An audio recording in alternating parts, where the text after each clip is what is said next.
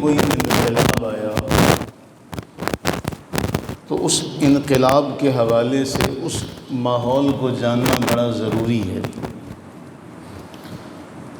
اس پر ایک دو نشستیں الگ سے ہونی چاہیے کہ ہمارے معاشرے میں ایک بات بڑی مشہور ہے، اور مشہور بات یہ ہے کہ جی عام لوگوں میں یہ تاثر پایا جاتا ہے کہ عرب میں ہر برائی پائی جاتی تھی۔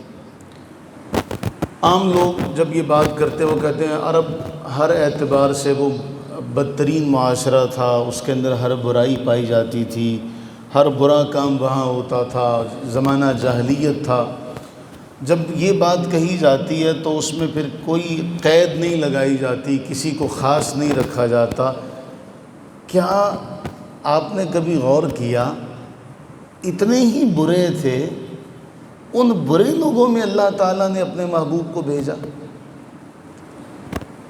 تو دو باتیں بہت اہم ہیں، ایک تو عرب کا جو احوال ہیں ان کو جاننا، اور عرب کے ساتھ جو ممالک تھے ان کے بارے میں جاننا کہ اس وقت ایران کی کیا حالت تھی، اس وقت چین کی کیا حالت تھی، اس وقت رومن امپائر، یہ جو آس پاس کے علاقے ہیں، قیصر و کسریٰ ہیں، مصر ہے، ان کے احوال کیا تھے۔ تو ہم لوگ بس ایک بہتے چلے ہوئے روانی میں بہتے ہوئے ہم یہ بات کہہ دیتے ہیں کہ جی عرب اس وقت بڑے برے حالات تھے عرب کے۔ تو کچھ ایک باتیں جو ہیں عرب کے خطے کے حوالے سے جاننا بہت ضروری ہے۔ جزیرہ عرب جو ہے وہ ان تمام ملکوں کے ساتھ اس کا تعلق ہے کہ ایک طرف شام ہے، ایک طرف عراق ہے، ایران ہے، پھر یمن ہے۔ ان تمام علاقوں میں جو مکہ معظمہ ہے، ہمارے اصحاب لکھتے ہیں، اصحاب سیر مورخ لکھتے ہیں کہ مکہ شروع دور سے انٹرنیشنل سٹی ہے، یعنی کوئی معمولی علاقہ نہیں ہے، وہ شروع دور سے ایسا ہے کہ اسے اللہ تعالیٰ جل وعلا نے ایک نمایاں حیثیت دی۔ آپ دیکھیے کہ قرآن کریم میں اللہ تعالیٰ جل وعلا نے قریش کے حوالے سے فرمایا لِإِيلَافِ قُرَيْشٍ إِيلَافِهِمْ رِحْلَةَ الشِّتَاءِ وَالصَّيْفِ، کہ یہ جو قریش کا معاملہ ہے، ان کا سفر ہوتا تھا، تجارتی سفر گرمیوں میں بھی ہوتا تھا اور سردیوں میں بھی ہوتا تھا۔ تو قریش کا تجارتی سفر بھی بڑا معروف و مشہور ہے، اور وہ انٹرنیشنل سٹی حضرت سیدنا ابراہیم علیہ السلام نے جب اس خانہ کعبہ کی وہاں بنیادیں اٹھائیں، اس کے بعد سے جب وہ آباد ہونا شروع ہوا تو آس پاس کے علاقوں کا وہ مرکز رہا۔ پھر یہ سورہ ہمیں بتاتی ہے کہ قریش کے جو تجارتی اسفار ہیں ان کا کوئی نظام ڈھکا چھپا نہیں تھا، وہ سردیوں میں بھی سفر کرتے تھے تجارتی اور گرمیوں میں بھی سفر کرتے تھے۔ تو یہ اس کی تجارتی صورتحال ہے، یہ اس کی معاشی صورتحال ہے کہ مکہ معاشی اعتبار سے کس قدر مضبوط تھا، وہاں کے رہنے والے کس قدر آسائش اور وسائل کے اندر تھے کہ ان کے ہاں تجارتی آمد و رفت جاری تھی۔ دوسرا ہے اس کا مذہبی منظرنامہ۔ معاشی اعتبار سے ہمیں پتہ چلتا ہے کہ قرآن بیان کرتا ہے گرمیوں میں بھی تجارتی قافلہ جا رہا ہے اور سردیوں میں بھی تجارتی قافلہ جا رہا ہے۔ اگر یہ سوال کیا جائے کہ کیا رسول اللہ صلی اللہ علیہ وآلہ وسلم کی بعثت سے پہلے، آمد سے پہلے عرب والے بالکل بے دین تھے؟ اگر یہ سوال ہو کہ بعثت سے پہلے عرب والے بالکل بے دین تھے تو اس کا جواب ہوگا نہیں، عرب والے واقف تھے۔ ہاں یہ ایک الگ بات ہے کہ ان کے نظریات میں شرک شامل ہو چکا تھا۔ آپ قرآن اٹھائیے تو اللہ تعالیٰ جل وعلا قرآن کریم میں مشرکوں کے اس حال کو یوں بیان فرما رہا ہے کہ اے محبوب صلی اللہ علیہ وسلم وَلَئِن سَأَلْتَهُمْ، اگر آپ ان کفار مکہ سے پوچھیں من خلق السماوات والارض وسخر الشمس والقمر، بتاؤ آسمانوں کو زمینوں کو کس نے پیدا کیا، بتاؤ چاند اور سورج کو کس نے پیدا کیا، تو یہ کہیں گے، ضرور کہیں گے اللہ۔ کفار مکہ سے کہا جا رہا ہے کہ سوال کریں، تو یہ جواب میں کیا کہیں گے؟ یہ سب کا سب کس نے پیدا کیا؟ اللہ تعالیٰ جل وعلا نے۔ فَأَنَّا يُؤْفَكُونَ، تو قرآن کہتا ہے یہ کہاں بھٹکتے پھرتے ہیں، کہاں بھاگتے جاتے ہیں۔ پھر اس کے بعد ایک اور سوال اللہ تعالیٰ قرآن کریم میں فرما رہا ہے کہ محبوب ان سے سوال کریں، من نزل من السماء ماء، بتاؤ کہ آسمان سے پانی کس نے اتارا، اور آسمان سے پانی اتارنے کے بعد مردہ زمین کو زندہ کس نے کیا؟ تو یہ کہیں گے، ضرور بالضرور کہیں گے یہ سب اللہ نے کیا۔ تو اس کا مطلب یہ ہوا کہ وہ اللہ تعالیٰ جل وعلا کو مانتے تھے، لیکن اس کی عبادت میں وہ کچھ نہ کچھ اور چیزوں کو شریک کرتے تھے۔ وہ اللہ تعالیٰ جل وعلا کو مانتے تھے، لیکن اس کی عبادت میں کچھ لوگوں کو اس اعتراف کے باوجود شریک ان کو کرتے تھے۔ اور قرآن اس کو بھی بیان کرتا ہے کہ الا للہ الدین الخالص، سنو خبردار، دین خالص اللہ ہی کے لیے ہے، عبادات خالص اللہ ہی کے لیے ہیں۔ اب ان سے جب پوچھا جاتا کہ تم ان اور چیزوں کو شریک کیوں کرتے ہو، کیوں اور چیزوں کو اللہ کے ساتھ شریک کرتے ہو، ان کی بھی عبادت کرتے، تو وہ جملہ کیا کہتے تھے کفار مکہ؟ وہ کہتے ما نعبدہم الا لیقربونا الی اللہ زلفا، ہم تو ان کی عبادت اس لیے کرتے ہیں کہ یہ ہمیں اللہ کے قریب کر دیں۔ پھر قرآن نے ان کے بتوں کا بھی ذکر کیا، افرأیتم اللات والعزی ومناۃ الثالثۃ الاخری، تم نے لات کو دیکھا، تم نے عزیٰ کو دیکھا، تم نے منات کو دیکھا۔ تو قرآن نے ان کے بتوں کا بھی ذکر کیا، اور ان بتوں کی وہ عبادت کیوں کرتے تھے؟ تاکہ اللہ کا قرب مل جائے۔ اس کا مطلب یہ ہوا کہ بعثت سے پہلے رسول اللہ صلی اللہ علیہ وآلہ وسلم کی آمد سے پہلے اللہ تعالیٰ جل وعلا کو وہ مانتے بھی تھے، لیکن خالص نہیں مانتے تھے۔ وہ اللہ تعالیٰ کا اقرار کرتے تھے کہ آسمان سے پانی کون نازل کرتا ہے؟ اللہ تعالیٰ۔ آسمانوں اور زمینوں کو پیدا کس نے کیا؟ اللہ تعالیٰ نے۔ تو ان چیزوں کا اقرار کرتے تھے، لیکن خالصتاً اللہ تعالیٰ جل وعلا کی عبادت نہیں کرتے تھے۔ بلکہ صحیح بخاری میں آتا ہے کہ عبداللہ ابن عباس رضی اللہ تعالیٰ عنہما بیان کرتے ہیں کہ جو بت قوم نوح میں پوجے جاتے تھے، انہی بتوں کو اہل عرب نے بانٹا ہوا تھا۔ آپ جانتے ہیں کہ قرآن کریم میں سورہ نوح میں اللہ تعالیٰ جل وعلا نے ان کے 5 بزرگوں کا ذکر کیا کہ قوم نوح ان 5 بزرگوں کو بڑا مانتی تھی، یہ بڑے نیک بزرگ تھے۔ جب ان کا انتقال ہو گیا تو قوم نے ان کی یاد میں ان کے مجسمے بنائے، اور پھر آہستہ آہستہ ان مجسموں کی پوجا کرنے شروع ہو گئے۔ تو عبداللہ ابن عباس کہتے ہیں کہ جو بت قوم نوح میں پوجے جاتے تھے، کفار مکہ نے بھی ان بتوں کو لیا۔ پھر انہوں نے بتایا کہ کون سے قبیلے نے کس کس بت کو لیا، یہ بھی صحیح بخاری میں موجود ہے۔ تو اسلام نے، جملہ بڑا اہم ہے، اسلام نے جو عرب میں اللہ تعالیٰ جل وعلا کا تصور پیش کیا، یہ پہلی بار پیش نہیں ہوا تھا، بلکہ اسلام نے اللہ تعالیٰ کی وحدانیت کو اس شرک سے پاک کیا جو اللہ کے اقرار کے باوجود ان کے ذہنوں میں اور ان کی عبادتوں میں شامل تھا۔ جملہ سمجھیں؟ اسلام نے کسی ایسے رب کا تعارف عرب والوں کے سامنے پیش نہیں کیا تھا جسے عرب والے جانتے نہیں تھے، بلکہ اسلام نے خالص کیا تھا اس توحید کو جس کے اندر انہوں نے شرک کی آمیزش کر دی تھی۔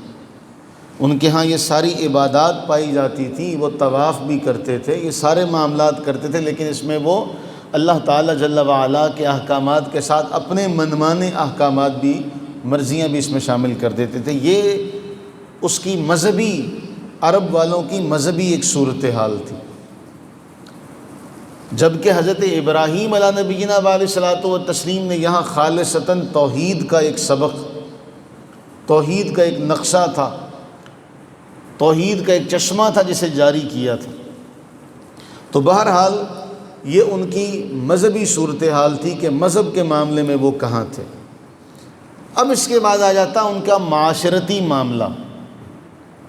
جس طرح ہم نے پہلے کہا کہ یہ بات مشہور ہو گئی کہ جی پورا کا پورا خطہ عرب گمراہ تھا۔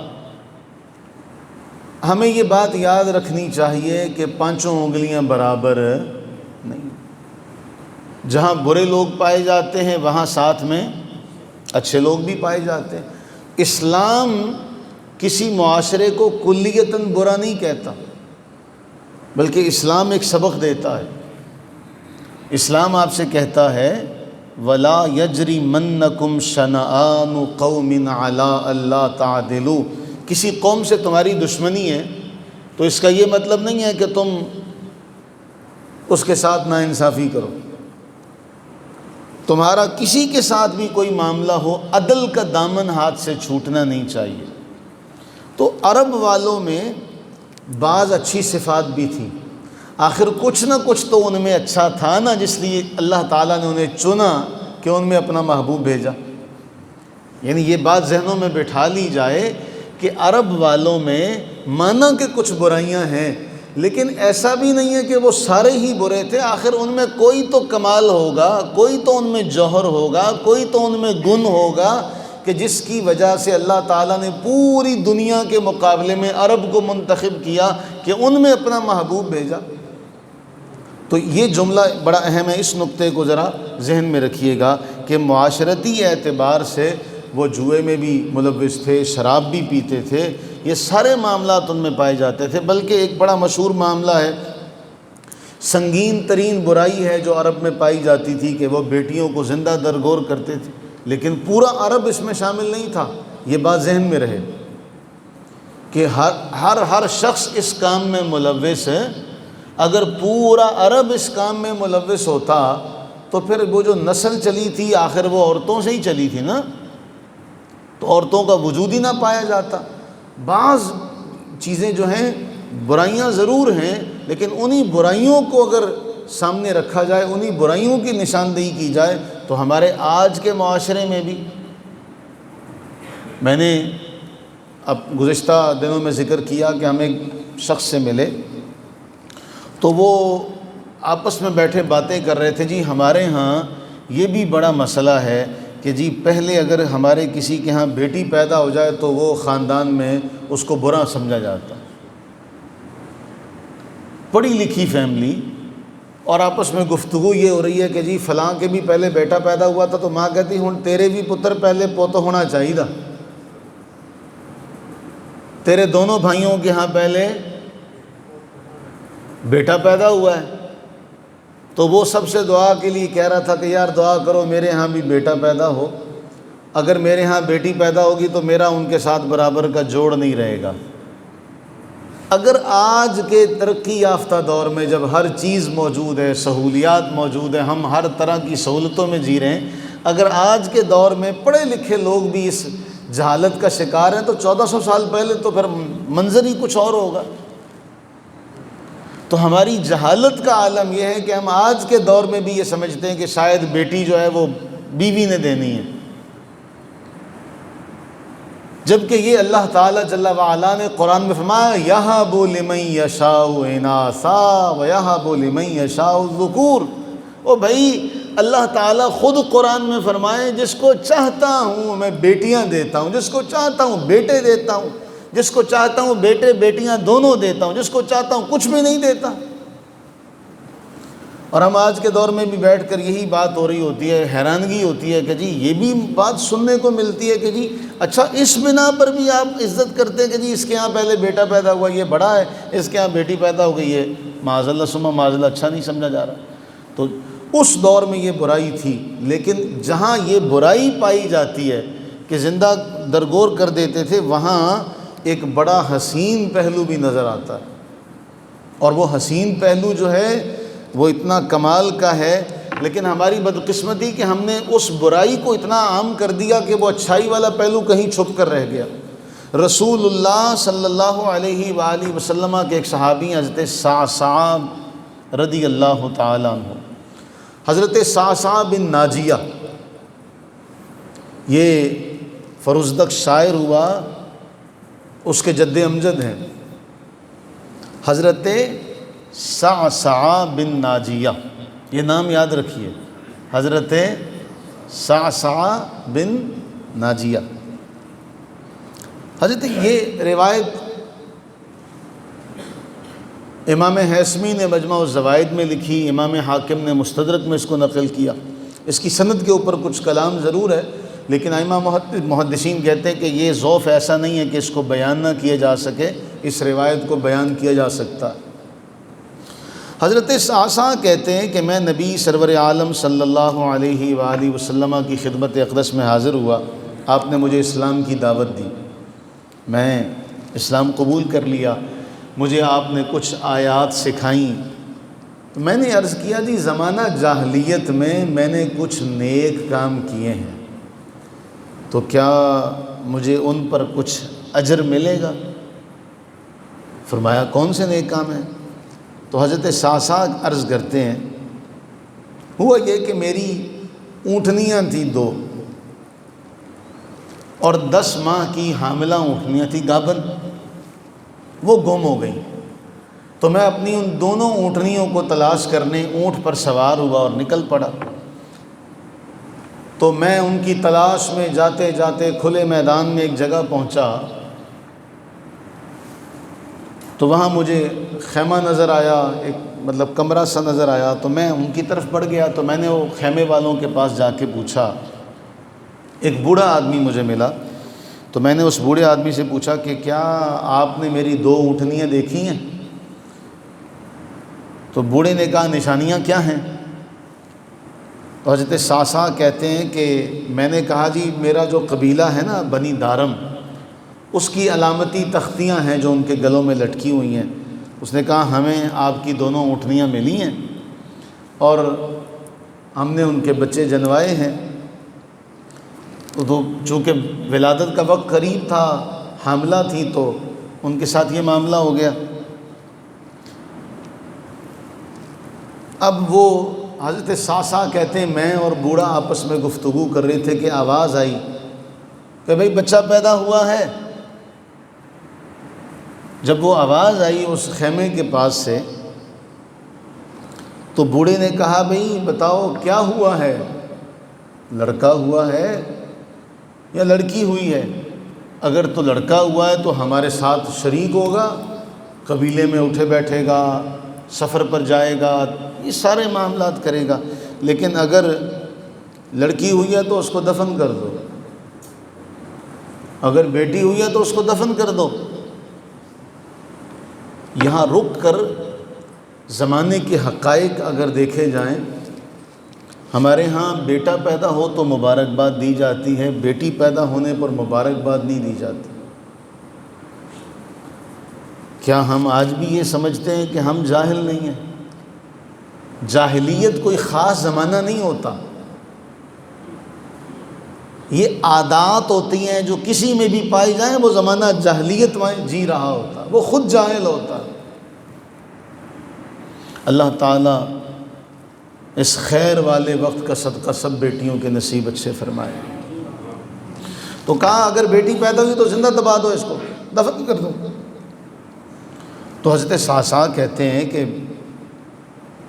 میں نے اس سے پوچھا، اس نے کہا یہ میری بیٹی ہے۔ تو صعصع کہتے ہیں بھئی اس کو مجھے بیچ دو، مارو نہ۔ اب وہ بوڑھے آدمی کو اپنا قبیلہ یاد آیا، میں فلاں قبیلے سے ہوں، میں بیٹی بیچ دوں؟ کچھ توجہ ہے کہ جب مار رہے تھے تو پھر کچھ نہیں تھا، جب بیچنے کی بات آئی تو حضرت صعصع کہتے ہو بھائی میں بیٹی نہیں خرید رہا، میں تمہیں جو کچھ دے رہا ہوں نا، میں تو اس کو بچانے کی قیمت دے رہا ہوں کہ تم اس کو زندہ چھوڑ رہے ہو، میں یہ خرید و فروخت والا معاملہ نہیں ہے، یہ تو میں اس لیے تمہارے ساتھ سودا کر رہا ہوں کہ تم اس کو زندہ چھوڑ رہے ہو، بیچنے کی تو بات ہی نہیں ہے۔ اچھا بھائی بتاؤ کیا سودا کرو گے؟ کہا یہ جو 2 اونٹنیاں ہیں نا بچوں سمیت، یہ 2 اونٹنیاں حاملہ بچوں سمیت تمہیں دیں، بدلے میں یہ بچی دے دو۔ تو صعصع کہتے ہیں کہ وہ بوڑھا آدمی تھوڑی دیر سوچ کے کہنے لگا یہ جو اونٹ اس پر تم آئے ہو یہ بھی دے دو، جس اونٹ پر تم بیٹھ کر آئے ہو یہ اونٹ بھی دے دو۔ حضرت صاصا کہتے ہیں میں نے کہا ٹھیک ہے یہ بھی لے لو، لیکن چونکہ میں اس پر آیا ہوں تو اپنے ساتھ کوئی خادم بھیج دو، مجھے گھر چھوڑ کے آئے اور یہ اونٹ واپسی لے آئے۔ تو حضرت صاصا کہتے ہیں کہ یا رسول اللہ صلی اللہ علیہ وسلم، میں نے وہ 2 حاملہ اونٹنیاں اور ایک اپنا اونٹ دے کے وہ بچی بچا لی۔ یہ بھی تو عربی ہے نا۔ میں نے وہ بچا لی۔ جب میں گھر آیا تو میں نے کہا، اپنے دل میں کہا یار یہ تو بڑا خیر والا کام کیا صاصا تو نے۔ تو حضرت صاصا کہتے ہیں کہ میں نے 360 بچیوں کو بچایا ہے۔ میں نے اس طرح 360 بچیوں کو بچایا ہے اور ہر ایک کو ایسے ہی اونٹنیاں دے کر خریدا ہے۔ اے اللہ کے رسول مجھے کوئی اجر ملے گا؟ فرمایا یہ اس کا اجر ہی تو ہے کہ تمہیں اللہ نے اسلام میں داخل کر دیا، یہ اس کا اجر ہی تو ہے کہ تمہیں اللہ نے اسلام کی طرف توفیق دے دی۔ او بھائی ہمیں تو کچھ دیے بغیر اللہ نے مسلمان پیدا کیا ہے، ہمیں تو کچھ خرچ کیے بغیر اللہ نے، کہیں در بدر کی ٹھوکریں کھائے بغیر اللہ نے مسلمان پیدا کیا، تو ہمیں اسلام کی قدر کتنی ہے۔ اب اسلام کی قدر تو وہ کر سکتے ہیں جنہوں نے اتنا سودا کیا ہے بڑا، کہ 360 بچیوں کی جان بچائی۔ فرمایا اسی کی وجہ سے تو اللہ نے تم پر یہ فضل کیا ہے کہ تمہیں اللہ نے اسلام کی توفیق دی۔ تو یہ عرب کا ایک چہرہ یہ بھی ہے۔ ہم نے یہ کہہ دیا کہ جی عرب میں ساری کی ساری برائیاں پائی جاتی ہیں، عصبیت ان میں پائی جاتی تھی، یہ ساری باتیں تھیں، لیکن اللہ تعالیٰ نے اپنے محبوب کے ذریعے سے ان کی عصبیت کو ختم کیا، قبائل کو ختم نہیں کیا کہ قبیلے ہی مٹا دیے، ان کے قبائل باقی رہے لیکن ان کے اندر کا جو تعصب تھا اس کو ختم کر دیا۔ عرب والے تجارت جانتے تھے، شاعری جانتے تھے، نسب جانتے تھے، جنگ و جدل کا جنگی ماہر تھے، علمی اعتبار سے خطابت ان کے پاس تھی۔ اگر وہ شعر سنانا شروع ہو جاتے تو 100 200 شعر، 300 شعر فی البدی وہ کہہ دیا کرتے تھے۔ یعنی ایسا نہیں ہے کہ ان کے ہاں کچھ بھی نہیں تھا، ان میں کچھ باتیں پائی جاتی تھی جن کو توحید کے تابع کر کے، جن کو سوار کر نکھار کر اللہ تعالیٰ نے ان کو دنیا کے سامنے کھڑا کیا۔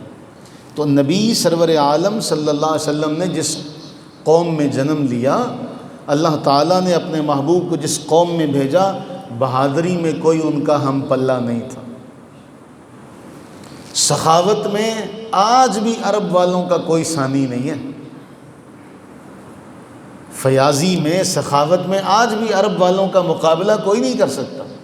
اگر آج کے دور میں بھی ان کے جیسا فیاض کوئی نہیں ہے تو 1400 سال پہلے وہ کتنے فیاض اور کتنے سخی ہوں گے، اس کا کوئی اندازہ لگائے۔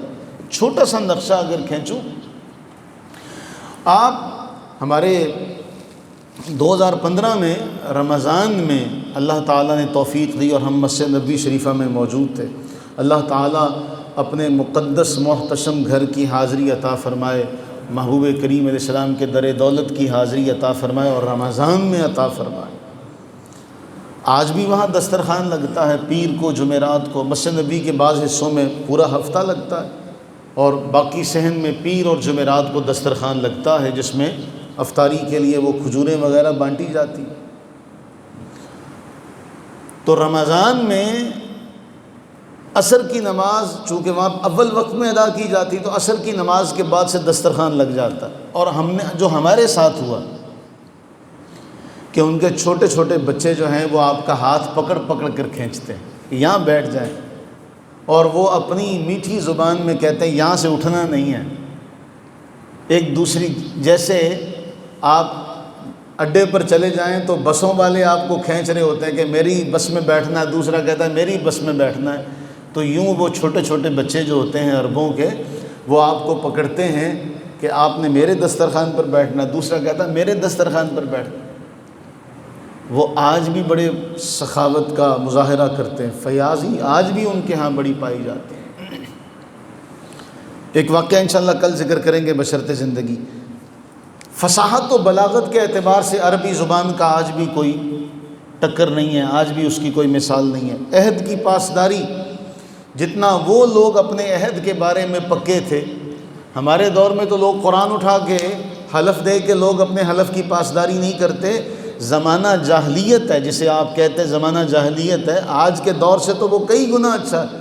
اس دور میں بھی جب وہ حرمت والے مہینے آتے تھے تو وہ اپنے جو ہتھیار وغیرہ تھے وہ اتار دیتے تھے، سامنے سے دشمن ہو کے جاتا تھا، اس کو کچھ کہتے نہیں تھے بھی یہ حرمت والے مہینے شروع ہو گئے، یہ ان کے ہاں عہد کا پاس کیا جاتا تھا۔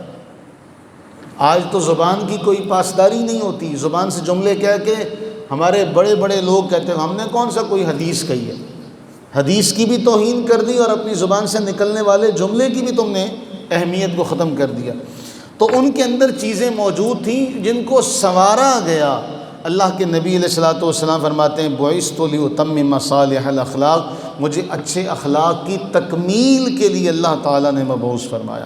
تو یوں معلوم یہ ہوتا ہے کہ اللہ تعالیٰ جل وعلا نے اس خطے کو سنوارنے سجانے کے لیے اپنا محبوب بھیجا، تو ان لوگوں میں کوئی نہ کوئی جوہر، کوئی نہ کوئی خوبی پائی جاتی تھی، اس لیے اللہ تعالیٰ نے اپنے محبوب کو بھیجا۔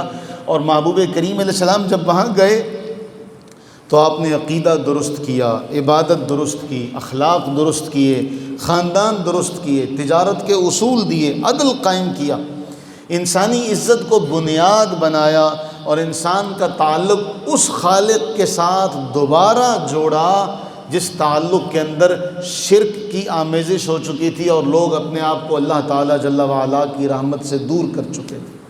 اور پھر جاہلیت سے اسلام تک اصل انقلاب کیا ہے؟ جاہلیت کا بنیادی تصور کیا ہے؟ اللہ کے ساتھ شرک کیا جائے، جبکہ اسلام کا بنیادی پیغام ہے توحید، خالص توحید۔ جاہلیت قبیلوں کے اوپر فخر کرنا، میرا فلاں قبیلہ ہے، میں فلاں قبیلے سے تعلق رکھتا ہوں، میری فلاں برادری ہے۔ اسلام نے تقوی کو معیار فضیلت قرار دیا۔ جاہلیت کیا ہے؟ ظلم کا نام ہے، انتقام کا نام ہے۔ اسلام کیا ہے؟ عدل کا نام ہے، معافی کا نام ہے، عفو درگزر کا نام ہے۔ جاہلیت کیا ہے؟ کمزور کو اور کمزور کیا جائے، کمزور پر ظلم کیا جائے، کمزور کا استحصال کیا جائے، یہ جاہلیت ہے۔ اور اسلام کیا ہے؟ حقوق ادا کیے جائیں، ذمہ داری ادا کی جائے۔ تو جاہلیت کوئی مخصوص زمانہ نہیں ہے، جاہلیت وہ بری عادتیں اور بری رسمیں ہیں جن کی وجہ سے زمانہ برا ہو جاتا ہے، جن کی وجہ سے علاقہ برا ہو جاتا ہے۔ تو آج بھی اگر وہ نشانیاں پائی جائیں تو آج بھی جہالت ہے۔ جس طرح ابھی ہم نے کہا کہ کمزور کو لوٹا جائے، آپ چلیں سڑکوں پر میرے ساتھ، تھوڑا سا نشاندہی ہو جائے گی اور آپ کو دیکھنے کو بھی مل جائے گا کہ قانون ہے موٹر سائیکل والے کے لیے، رکشے والے کے لیے، چھوٹی گاڑی والے کے لیے۔ اور میں نے کئی بار یہ بات کہی، اگر آپ کے پاس گاڑی بڑی ہے تو آپ قانون کے رکھوالوں کو روند کے بھی جا سکتے ہیں، آپ کے لیے قانون بھی بدل جائے گا، رات کو بھی عدالت لگ جائے گی، معافی مل جائے گی، سب کچھ نظام آپ کو معافی دینے کے درپے ہو جائے گا۔ یہاں تو مظلوم 15 پہ کال کر دے، اس کے اوپر الٹا پرچہ ہو جاتا ہے، تو نے 15 پہ کال کیوں کی؟ اگر آپ کے پاس بڑی گاڑی ہے تو آپ کو چھوٹ ہے، لیکن اگر چھوٹی گاڑی ہے آپ پر لازم ہے کہ آپ کو وہ اشارہ کرے تو آپ رک جائیں، اس لیے کہ آپ نہیں رکیں گے تو آپ پر دہشت گردی کا پرچہ ہو سکتا ہے، تو آپ کو کوئی بچانے چھڑانے والا نہیں ہے۔ تو آج بھی یہ ہو رہا ہے، تو زمانہ تو پھر آج بھی ترقی یافتہ نہ ہوا۔ پھر اسلام نے سبق دیا، نبی سرور عالم صلی اللہ علیہ وآلہ وسلم نے فرمایا جو 2 بیٹیوں کی پرورش کرے، 3 کی پرورش کرے، میں اور وہ بالکل قریب ہوں گے، اس کے لیے اجر بیان ہوا۔ کتنا اللہ کے نبی علیہ الصلوۃ والسلام نے اللہ تعالیٰ کی طرف سے رحمتوں کا، برکتوں کا، نزول کا انعام بیان کیا کہ جس نے بیٹیوں کی پرورش کی تو یہ بیٹیاں اس کے لیے جہنم کے سامنے رکاوٹ بن جائیں گی۔ جاہلیت کیا ہے؟ بیٹی پر شرمندگی ہو۔ اسلام کیا ہے کہ وہ بیٹی تو میرے اور آپ کے لیے جنت میں جانے کا ذریعہ ہے، سرٹیفکیٹ ہے، بارگاہ نبوت سے ملا ہے۔ جس کو 2 مل گئیں، 3 مل گئیں، اب یہ جہنم میں نہیں جائے گا، جہنم کے آگے حجاب ہے، آڑ ہے، رکاوٹ ہے۔ تو اسلام بنیادی طور پر ان خوبیوں کا نام ہے اور ان برائیوں کا نام جہالت ہے، تو جہالت کسی کے ساتھ خاص نہیں ہے۔ جس میں یہ عادات پائی جائیں گی وہ جاہل ہوگا، وہ سماج جاہل ہوگا، وہ علاقہ جاہل ہوگا، اور جہاں یہ صفات پائی جائیں جسے اسلام نے بیان کیا ہے وہاں اسلام ہوگا۔ تو یہ جاہلیت میں تھا کہ موروثی قبائلی برتری، میرا فلاں قبیلہ ہے، میری فلاں برادری ہے، میں اعلیٰ ہوں۔ اسلام نے کہا ان اکرمکم عند اللہ اتقاکم، کوئی برادری بڑی نہیں ہے۔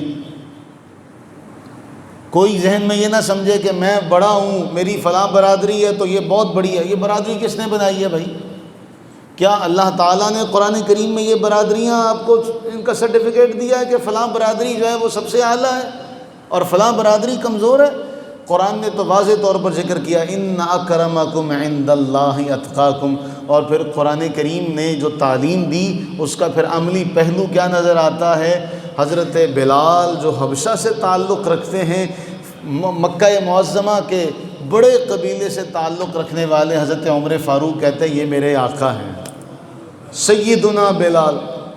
یہ ان اکرمکم عند اللہ اتقاکم کی تعلیم ہے۔